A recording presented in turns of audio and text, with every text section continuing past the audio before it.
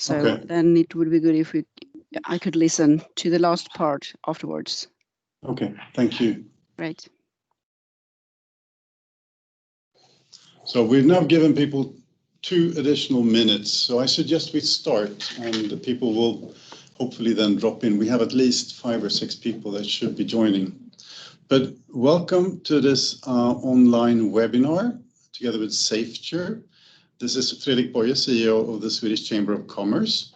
The Swedish Chamber of Commerce in Taipei, we're supporting roughly 35 members, 35 companies, Swedish companies who are present here in Taiwan with government interfacing, marketing, understanding, where business in Taiwan is heading. And we're also then, of course, trying to promote Taiwan as the gem of Asia, the unknown gem of Asia, to come and sort of establish themselves here, because there's a tremendous piece of market open up for grabs. So I'm very glad that we have Magnus here and Robert from Safeture. Magnus is the CEO and Robert is the Global Sales Director.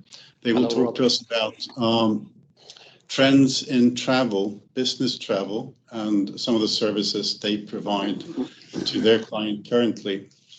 So we'll do like this, that keep your microphone muted, and whenever you have a question or a comment, just fire it off right away. You don't have to wait to the end. Or if you would like to use the chat function in Teams while we talk.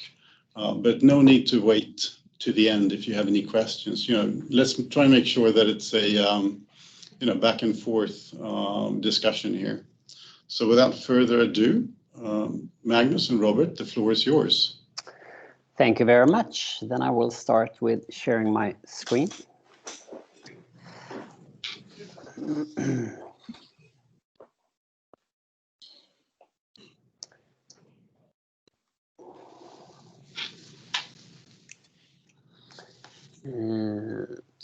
Here we go.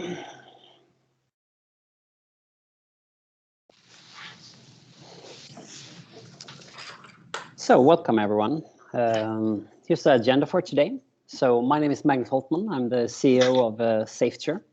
And with me I have Robert. Robert. Hello everybody. Good to see you all. I hear you all anyway. I'm Robert Rosenberg, the Sales Director of Safeture. And I will kick off this kind of webinar today. I'm really excited and really happy to be invited. And thank you very much, Fredrik and Julia, for that. And also thank you for coming over here to listen to us today. We're going to talk a little bit about Safeture very fast, and then how COVID-19 affected the world and what will come next. A COVID-19 case, how to handle the current situation mid-corona. How to use data to make the right decisions, Safeture and examples how you can do that. And then, of course, question wrap-ups. But of course, you can also put questions during the session. Next slide, please. So Safeture, yeah, we are really 11 years old. We're starting in 2009 and really started with this man, this legend, Lars Lidgren, who is the professor of medicine in Lund University.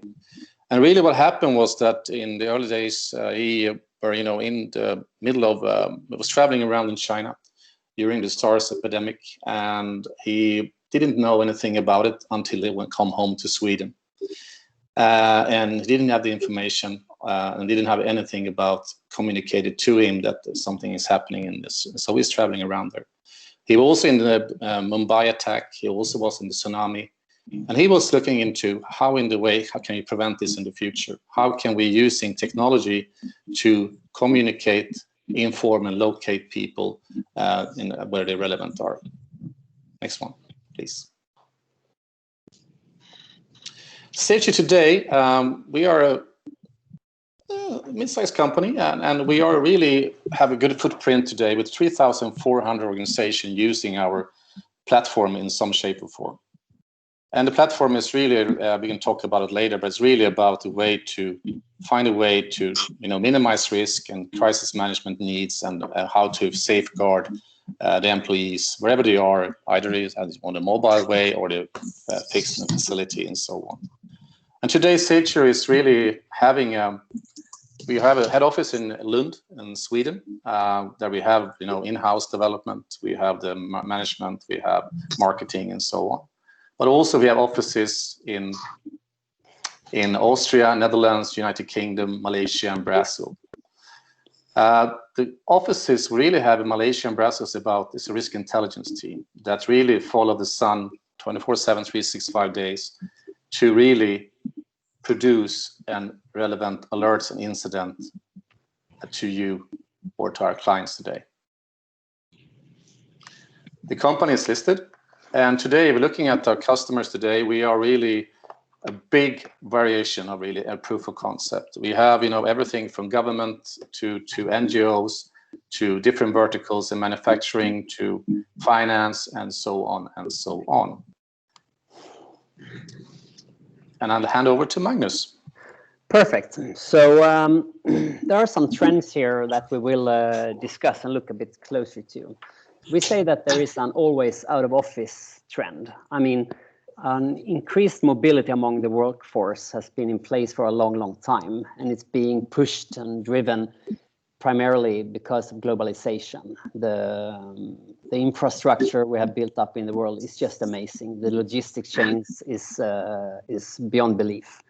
And together with the digitalization, it has become even more globalized. But also remember that we are in a knowledge-based economy. And a knowledge-based economy means that there is an increase in the value of the employees. If you look at a balance sheet of a company today, 70% of the value of a company is in the intellectual property and the employees. And that has increased from 20 or 30% just 30 years ago. And as this increases, the value of the employees, you also see that the costs of the employees increases. And it is definitely the most valuable asset of a company. And now we have COVID-19 on top of this, speeding things up. So we looked at the situation where we are with COVID-19 right now. And I mean, I wouldn't say the world has panicked, but still we know that it's up to on a very local level. Each company, each organization with the guidelines from the government to take the appropriate measures handling the situation. But if you look in the rear view mirror on certain major events, and we can draw some conclusions. So back in 1995, we had the big Enron and WorldCom bookkeeping scandal, basically fraud. And based on this big event, the government interfered and created the Sarbanes-Oxley Act, and for the rest of the world, also the IFRS framework, which came later. Then we pushed forward a couple of years until 9/11 and 2001. And that horrible event, it also created government interference. So we had the Patriot Act, Homeland Security, affected every airline around the world and every airport, but also the security work around the world. Then we have the financial crisis of 2008, Lehman Brothers and Greece, the two most infamous examples of this financial crisis. And based on the outcome there, we also saw that the government were interfering, both on a state level, but also throughout the different agencies of the government. So we have the Basel III rule set, we have stress tests for banks, Traceability Act in order to trace where money originates from. 2015, we had another big scandal that was much talked about, and we had Cambridge Analytica that's been using different types of data sets from especially Facebook. And here in Europe, we created something called GDPR, and the General Data Protection Regulation. And in the United States, we have CCPA, and we also know that it's being introduced in more and more countries, different ways of upholding the privacy and of people and the right of their data. So now in 2020, you can wonder, what will COVID-19 bring? Because one thing is sure, there will be interference by governments and authorities based on what's happening throughout this situation. We just don't know what will come, but things will come. So we tried to think about it. What could it be? What types of regulatory measures could there be, let's say in 6 or 12 or 24 months? Well, a couple of things we believe, that is that the employer's responsibility will most likely increase. There will be legislation, either on an inter-government level like the European Union or a national level. There will come recommendations from authorities and government branches. And of course, also between companies, and maybe the unions will get involved. A couple of those things that might be introduced is maybe there will be mandatory quarantine plans in all companies that every company needs to have in order to not get penalties from the government. We believe that maybe fire drills will be complemented with localization drills or communication drills. The ability to locate where your employees are in a time of crisis, where they have been or where they are heading, because that was a big factor at the beginning of the COVID-19 crisis, that we were not able to locate where people were. Or communication drills, able to send communication to all the employees. Remember, we are in an out-of-office world. People are all over the world working from home, working at office, out meeting clients, sitting at a WeWork, for example. Another one is that traveling in meetings will definitely change going forward. So our take is that it will take many, many years before traveling will come back to the same levels as before. And that is not because of a recession. We believe that traveling in meetings will change fundamentally, just like this webinar we are doing over Teams today. Last week, I did another one with 110 people attending over Teams. It's quite amazing, and it works really, really well. So basically, the initial meetings will normally be held online, and then the more qualified meetings will be done in place. And you're ready to spend a lot more when having these meetings, making sure that everyone is safe. We believe that outsourcing and offshoring, which has been major macroeconomic trends for many, many years, especially in Southeast Asia, and that outsourcing and offshoring will be complemented with nearsourcing and nearshoring. We see that when certain components went missing or lacking here in the beginning of the COVID-19 crisis, before it got up and running and working again. And that is a risk that many governments is afraid of. Could there be requirements for health certificates? For example, if you fly to Indonesia today, I don't know how it is in Taiwan, but there is a mandatory antibody tests that you need to have an active antibody test. Is that the same thing in Taiwan? I think there is, depending on from where you fly. I'm pretty sure that you will have to present a negative swab test before you even board the plane in certain instances. Oh, even before entering a plane, yeah. But if you're a resident, then you don't need to do that. No, exactly. If you've got an ARC, a temporary citizenship, if you can translate into that. But generally, you will need a swab test before you even board. Yeah, okay. And now when we see vaccinations being prepared and ready to be rolled out here beginning of next year, maybe there even will be vaccination certificates when entering a country. So let's see what the anti-vaxxers say about that. Anyway, new and updated insurance policies. We believe that the insurance policies we have today is definitely need to be complemented with additional material and additional policies. We also believe that the world will be less focused on privacy and more focused on security.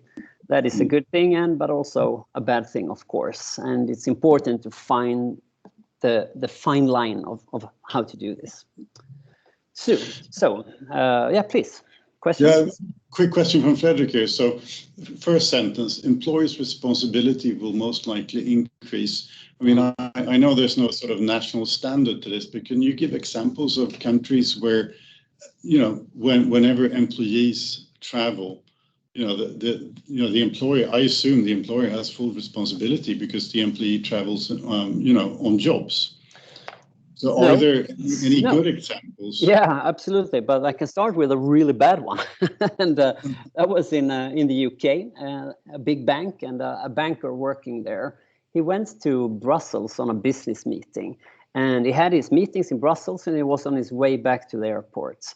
And then a bomb exploded, and he got injured. He got hurt in his leg. And he called his employer and said, wow, I've been in a terrorist attack. And the employer said, ooh, that's so bad. Let's hope you have a really good insurance. And he was like, no, you better have a good insurance because I was on a job trip. No, but you already completed your meetings. And that went to court. And actually what happened was that there was legislation in the UK protecting the employees there. So they increased the employer's responsibility. And I have more examples of this. Another one is actually in Stockholm. And remember this truck driving down Drottninggatan in Stockholm and injured many people and 4 were killed. That was on a Friday. On Monday afternoon, there was a management meeting at Spotify. So everyone was like, so everyone is here. No, Andrew is not here. Where is Andrew? Have anyone seen Andrew? Is he at home? Where is he? Where is he? Well, he was one of those that was killed. So, I mean, there is still not a clear responsibility when it comes to the employers. We do believe that there will be, because this whole globalization has happened so fast that many have not been able to take the appropriate measures. But also remember, some of these companies are extremely good at doing things for the employees. I will show you a couple of examples, good examples of companies and how they work with it. And maybe you can share some of it as well. Yeah, can I just one other comment on the other slide was nearshoring, where I think I worked previously in the outsourcing business, ISIT, and I could clearly see in the past 5 or 6 years a willingness to move things closer to themselves, the clients, because of cyber or security issues, or less stringent security regulations in the offshore countries. So there's a clear trend in moving things closer to their own hearts, definitely. Yeah, I agree. I mean, we have you can also see other things. Like, for example, we work with a bunch of banks, and when they have a trip scheduled to go to either the Baltics or Russia or China, then they're not allowed to carry any of their own hardware equipment, no phone or no laptops, and that's other reasons where you need to know where employees are heading, basically. Okay, so I have some examples here. There's tons of it, and this is a shout out to all of you participating to share the knowledge that you have, because before the government get their act together and authorities get their act together, it's up to us to handle the situation. It's up to us to create the best practice, because no matter what, companies and organizations will always be faster than the governments creating best practice. So this is just a couple of examples from one big Swedish manufacturing firm and Saab Group. And what they have done is that they have created pretty much a new organizational layer within their companies to handle this situation, because not only was it about the travelers going to areas with a large spread of COVID-19, it was also about maintaining their logistics chains. It was about making sure that people wouldn't enter areas that were critical to their organization. So they use the different communications channels that they have, like their intranet and so on, where they try to find out what ways would be they could help and protect their employees and their organizations. So of course you have the general questions and answers regarding the situation. You have the latest updates, but also you could say that they took health and well-being really, really seriously. Not only that you might be infected by COVID-19, but also the mental well-being of the employees. There were they have contracted psychologists to help out and speak to employees, etc. The customer communications is another one. I mean, it's one thing that the operations is up and running, but how are the customers doing? To actually understand how the customers got affected and how they saw the situation. That was very, very important business intelligence from their side. And they tried to structure it and collect it in a manner. Working remotely, I mean, you pretty much shut down the whole world and sent everyone home. And that is one thing that you could carry out your business at your home. I mean, you had the good broadband connections and you maybe had the computers, but there were so many other things that would never happen in an office, right? So they also tried to facilitate and help the employees. They made sure that they could purchase equipment for their home offices, and they even, I think they engaged the unions, maybe even TCO, but I'm not sure about that. And then they had a helpline. This helpline was manned by a cross-functional team. So it was both security people, HR people, and management that was actually taking time to sit in this employee hotline for them to take calls from the employees. Because it's one thing that you say, is it possible for me to travel? But one big thing is of course taking the how scared many people are. I mean, do I dare to travel? So it was about decreasing risk for employees. So all this that I have done and all the information I sent out was about decreasing the potential risk. And that is extremely important. So having these cross-functional resources, it was not just the security manager saying, now you can fly, now you can go out. Well, maybe it was not. It was also hearing it from your local management and the travel managers and the HR managers, etc. Another thing was you have this in the company and the resources, but remember, they are not the experts. The experts are out there. It's assistance companies like medical assistance companies. For example, we have Fullerton in Asia, International SOS around the world, Falke Global Assistance in Europe, etc. And travel agencies facilitating and working and also coordinating resources between them. These companies, they also introduced mandatory travel approval processes. And they saw the need for that because some areas was critical. So for example, they had a big facility holding all the spare parts for equipment and it was based here in Sweden. And then they let each country handle when they booked travels. So then it was, for example, in a high-risk area, a person was sent to Sweden to pick up spare parts, and that could be a serious risk for that facility. So what they did instead, that they have a travel approval process for all the employees, and then the travel managers coordinated the work. So some countries was automatically not approved, and others were approved, but always sent through to the managers so they could understand what was going on in the organization. Changes of hospitality. I'm not sure about if I got the wording right there, but what I mean with that is before, many of them booked hotels. But hotels, it seems like there are hotspots for the spread of COVID-19. So they changed policies and said, instead of hotels, you're free to book with Airbnb, and thereby in a more controlled environment instead of hotels and less risk exposure. So they changed their travel policy pretty much overnight. Yeah, and then of course continuous follow-up and feedback. So let's go over to some other examples. So for Safeture, we also saw that this was happening extremely fast.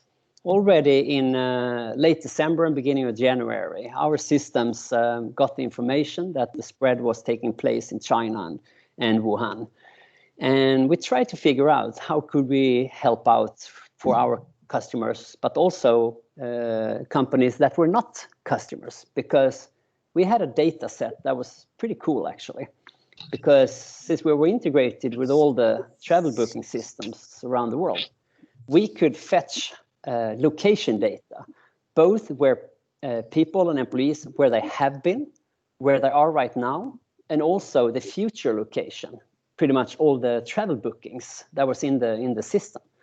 So if you have location data, past, present, and future, and then we mix that with all the notifications that came into the system. We produce around 2,000 notifications per month, and many of these was related to the COVID-19 situation. So pretty much we had on a very granular level what the numbers of COVID-19 cases you had all over the world. And if you mix this, we created something called the Corona Exposure Tracker. That was a world first that we launched back in February. And we did that and sent that to our customers. And one of them, they saw this, and on a Thursday, when they first looked at the reports, they saw that 6% of their employees had been in an area where there were at least 10 reported COVID-19 cases. On Friday, the day after, it was 8%. I mean, it was that fast the spread took place in Europe. It was absolutely crazy. And what they decided then was to stop every single booking that they had. Everyone that has been in an area with at least certain amounts of COVID-19 cases, they were put in a mandatory quarantine for 2 weeks. And of course, they could keep track of where all the employees had been. So this was how it looked like for the customer. And now it's in China, and the very beginning there, this was in February, and the number of reported cases. And then we have Europe here. That was also in late February, I think. You could see the different regions and where they had offices, factories, warehouses, and where their employees were and what types of bookings they had. So, but the product only lasted for 3-4 weeks, and then it was completely dead. And the reason is we had a pandemic. It was not possible to stop the spread. We probably helped decrease the spread by the system, but we also saw that there was a full pandemic. And then at the end of April, I think it was, we had President Donald Trump in the United States. He was at a press conference and where he told people to drink Clorox and put the UV lights up their different parts of their body. And that was quite a strange, surreal press conference. But what he said was, we must open up for business. We must open up for business. So the day after, we registered openupforbusiness.com, where we took all of the data that we normally give to our customers. We made that open source. We made it publicly available. So on this website, you have all of the world's restrictions data, quarantine data, status of airports, etc., all in one place. And we said that anyone can use it. So I took this snapshot yesterday evening. So this was for Taiwan, where you have the stats of the country and then different types of quarantine measures. And it's absolutely free. You can embed it on your own website or whatever you want to do. We also have an API for it that you can use. Okay, any questions so far? Otherwise, I will go over to some other stuff. Just one comment. I mean, I mentioned my previous employer, so in IT business, where incident management for the services that we provided our clients with was, absolutely key. Whenever a service did not work, you invoke the incident management process. But when it comes to our own business, and we had an explosion in Linköping about a year ago, roughly. It wasn't a terror attack, but it was biker gangs fighting. It's a huge explosion. So we invoked our own incident management process, which we had just created, and it was I should use the word atrocious, but we failed miserably because doing it ourselves onto ourselves, it is really difficult. So I struggle to see that many of the larger companies have the possibility to do incident management on themselves. Typically what happens is that the management team gets together physically or online, and you try and do your best, but it's never good enough. And whenever you hit one of the larger, the larger crises which you mentioned on the first page, you have the tsunami as well. You had the terrorist attack at Drottninggatan. Whenever there are larger things, I struggle to see that any company would have the manpower, the experience to run this incident management process by themselves. I think it's evident that the service you provide is absolutely key, and I just hope that legislation catches up and puts the companies on the edge here and make them responsible. You're absolutely right. It is tough for a company. I mean, remember, we are just a technology provider. We don't do anything than technology. So we are also dependent on having not just providing this data, but there needs to be action taken upon it. So integrating with assistance providers, because I guess all of these companies listening in today, they have different types of assistance provider, whether it's medical assistance from ISOS, International SOS, or security assistance from Pinkerton or Hills & Associates, or whatever it might be. And if you have that, then the coordination of when something is happening is crucial. So basically, if there is a person at risk, let's say there is a tsunami in Indonesia, for example, earthquake in Indonesia. You see who was in that region and got affected, but also that the information is instantly sent to the security managers, maybe the HR managers, or even the management, but also then to the different types of assistance providers, so they could react and respond to it. Because as a company, it is tough. It is super, super tough to have that in place, and of course, very costly as well. Yeah. But employees is valuable. So yeah. Yes, 70% of the balance sheet. Right? Yeah, exactly. So and this relates a bit to this discussion, and so we're pretty good at technology, but we also know that there are so many different providers out there doing amazing jobs with risk intelligence or different types of business trip management or assistance, etc. And we try to integrate with most of them, so it's made available. And one thing that might be relevant in this call, since we are in a serious COVID-19 situation, was a partnership we created with Max Security, an Israeli firm that is a risk intelligence firm, and we have open source data that we provide at openupforbusiness.com, but they created data where their agents all over the world, very, very granularly, I mean, down to a city level, are reporting details. So highlights for Taiwan, what applies for transportation and flights, what quarantine measures, whether mask is mandatory, risk levels, and then it goes on for several pages. And that's for every country and region around the world down on city level. So that's something that if you don't have that type of information, I do recommend you looking into it. It's pretty cool. Oh, sorry. Yeah, any questions before I hand over to Robert? And he will actually try to guide you through some cases of what it might look like.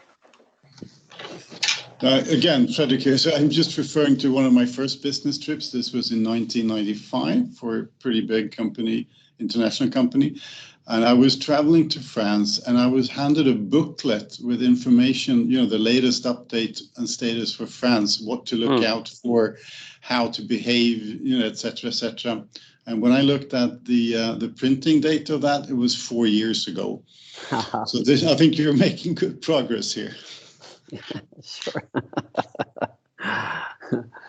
Excellent. Let's see if Robert unmutes. I'm here. I'm still awake, so I'm here. Yeah, thank you, Magnus. And yeah, we'll try to wrap it up in a way to what can Safeture do, what we do today, and how we can make it relevant for the organizations out there today. Just a little bit background before we go into this is that, I mean, we came from the travel risk area, but really today we are a platform that really handle, all kind of situation for all employees. It could be not only people that frequent travel, it can be people that working in factories in Mexico. It could be people that are mobile in Mexico and they need to communicate, inform, or locate these people if an incident occur. So the platform is really built on a way to different kind of needs or way to make sure to minimize the risk for the employees, but also minimize the business risk and also increase the business resilience for our clients. So what we've done really is building in one solution, is one platform that really connect the dots. The platform is built on a management portal, and then you have an app. And we make sure that everything should be very simple to use and very comprehensive in the way that you, as a company or with your assistants, if you outsource anything, we can using this as an engine to communicate and locate and inform your people. So we cover everything in one place. I mean, everything from incident alerts that we produce by ourselves, but also can be connected to other outsourcing providers from risk intelligence companies. But it's very relevant. It's important for, you can have the best information in the world, but if the right person on the right place don't get it, then it's too late. So it's very important to have this on our platform. It's not only for travel booking and situations, but also for GPS on the exact location. So everything happen around that person or those persons, they can get relevant information on the position they are, and also start to communicate in a mass communication in one click. Hundreds or 200 or thousands of people are in the affected area. We also, in a way that looking at the clients today, looking at from in a way that also from if you have travel booking integration into the platform, all the PNRs coming in, so you can have either is two things. One is, of course, from a security reasons, it's a fallback if the client or the employee is not put on the full service or the real-time position because of GDPR, they can choose the privacy. We can always fall back on the travel bookings from a security reason, from the management part, from either internally in the company or the system provider.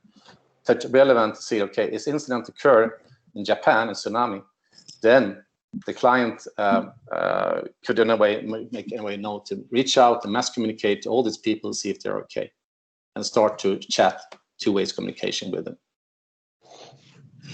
So, for example, if you're looking at this, so this is a way that from a situation we can take, for example, we have a good situation in Turkey, the Cook, for example. We had a lot of clients, people there on vacation, but also working in Istanbul. And you remember what happened. I mean, from a technology point of view, it's very important to get through information to the people so they can be updated and know what's happening, and also take decisions of evacuate these people as necessary, connected to the internal security assistance or external from medical security assistance. In this case, because of our platform is built on not only that you have SMS and email and push notifications, it means the data network was closed, but still the GPS and the telecom working, so you can update these people with SMS all the time what's happening, with the information and the facts, and take decisions, and also helping them if they need to. Another way is also during that time, and this client in Turkey, there were some people that really ended up in this turbulence and hit an emergency button on the app to make sure, and that's really connected to the system provider. That was really in this case Falk Global Assistance in Denmark and Scandinavia, and they have already, before even the call went through to Falk, they already know the position on the client. They know already who it is. They know the insurance number. They know the next of kin. So even when the call's coming through, the client's ready. The Falk, the systems provider, can already then say, okay, hey, Robert, we say my name now because I don't want to say the client's name. I know that you're in that position, that's a city, in that street, and they can start immediately to take decisions how to help me, to take me to a safe house or take me where I should go or what not do, and so on. And it's saving time. A lot of clients today, or prospects I'm talking to, still working in a manual world a little bit, that they still have a card connected to the system provider, insurance companies, and so on. And they take 10, maybe 15 minutes to get all the information you need to take the action to helping this person. At the same time, I can stand there and bleeding, and then it's too late. So in this time, you can, in a minute, you have all the information and take action immediately. Another way is also looking at this from a part is that when an incident occurred, now the London Bridge, for example, we had several clients connected to assistance providers that really were in need and were really in a panic. And the way that the assistant provider, also the stakeholders, security people, risk people in the company that we're talking about, they had a possibility to really fast overview in the management portal of Safeture to see that it's around so many people are in the affected area, and one click ahead, they can communicate with these people, and they can get, then they say, there was really all except 2 that answer in a minute. And then this, again, you save time and maybe save lives, because so then it's these 2 people we should concentrate on, and not all the 90 that they usually. Some companies I heard that still have a phone list and calling one by one. It can take weeks to locate people. As I said before, another kind of connecting the dots here, and also how we our platform can helping companies, is that recently looking at, especially with COVID-19 now, is also giving another layer, is that many companies send their people home to work from home. So in a way that is not about travel anymore, it's about mobility, or in your domestic area, in the country you are, each country, and not the people traveling. So they're asking for, the incident occurs, especially in Indonesia or in Japan, a lot of earthquakes, tsunamis, other stuff happening, and also a lot of in Indonesia and in Mexico, for example. You have clients, a client in Mexico that really is, there's a risky area, except take away COVID-19, it's still risky.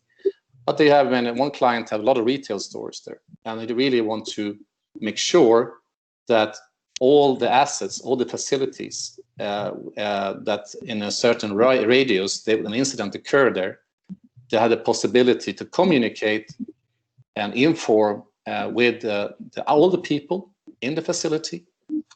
And also, at the same time, if some people are outside office, using the app and the possibility to communicate with them in one click, with all this in one go. And that's what's really the key for them, because there's a lot of this client in Mexico has some issues, with, from a crime perspective, and also from deliveries between this and so on. So they really are seeing this as a domestic use for all their employees, not only for frequent travelers traveling abroad. Another one is Indonesia, a client that really have plants around Indonesia, thousands of islands, and it's tricky to even travel around, of course, but also they really need to know what happened around their facilities, their assets, and all the employees there, because most of those employees in those plants are not mobile. They're really going to this plant and working from 8 to 5. And this is the way that our platform can make sure that really, in a way to, with communication, information, location, really make sure that their employees is safe, and also their asset, and also in that case increase the business resilience in the future. So as mentioned there previously, it is a lot about best practice. So it's one thing having tools in place, but also having all the different providers around you in this relatively complex ecosystem. So I really is a shout out to start sharing your best practice. This is one way, having this initiative by the Chamber of Commerce, highly appreciated. But also have meetings, create groups on WhatsApp, or invite different types of guest speakers from covering different parts of your organization and organizational needs, but also put demands on the assistance providers that you have, that they will help you. It might cost you a few dollars, but it's definitely worth it, because as mentioned, in this situation, it's not only about the organizational risk, it is also about reducing the risk for employees so they feel safe. I mean, Taiwan is blessed by having a very low spread, but you know, the monster is out there, and situation, our estimate is that it will last for about another year, and if we're gonna get those companies up and running again and the economy running again, this is important, because an employee staying at home, not taking those meetings could be it will put strain on your organization, of course. So it's a shout out to that. With that said, open up for additional questions. Thank you very much, Magnus and Robert. I've got one question. Have you experienced any countries that, you know, for instance, in Taiwan, it's pretty common with push notifications, you know, location-based incident alerts to citizens for, you know, earthquakes, floodings, etc., and also around, you know, COVID-19. So there were push notifications, you know, if you've been in this area the past, you know, 24 hours, please make sure you self-isolate because we had a spread. So have you experienced any countries or municipalities which are pushing this right now? Yeah, a similar service as you provide, but not, probably using the same data. Yeah, it's not core, but we do it in Malaysia. So for the Malaysian government, we do that for the coastal regions.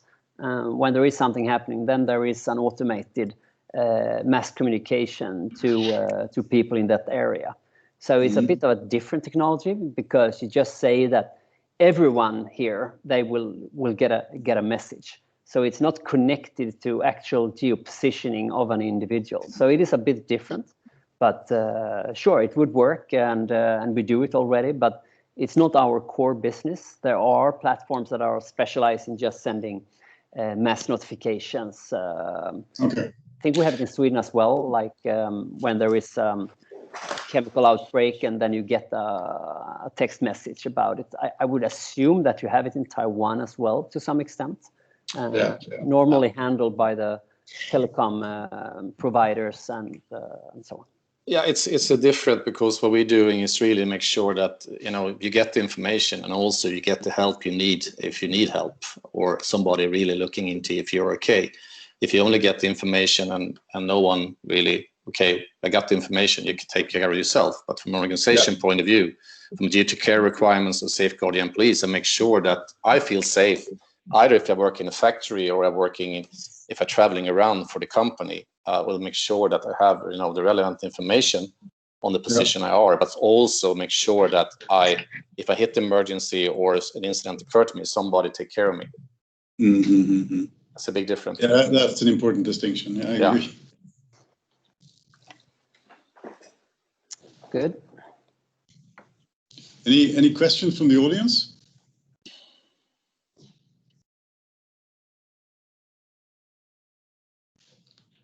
As I said, we are recording and we had a couple of people leave. So we may get back to you, Magnus and Robert. No worries. Feel free to reach out. We'll be happy to assist. Yeah, and if you feel that this is very interesting for your organization out there who listen to this, I mean, we are more than welcome to discuss and, you know, you to try it out and test a solution for your organizational needs. Yeah, I'm not getting any promotional credit for this, but I really think you should look into this. And if you're an employee, you should put some requirements onto your management team. You know, we expect you to take care of this. We expect you to move this forward. So thank you again, Magnus and Robert, for taking the time. To Jamie. Thank you for the opportunity. Thank you. Be here. Appreciate it. Thank you. Thank you very much. Bye. Have a lovely day. Thank you. Bye. Bye-bye. Take care. Stay safe.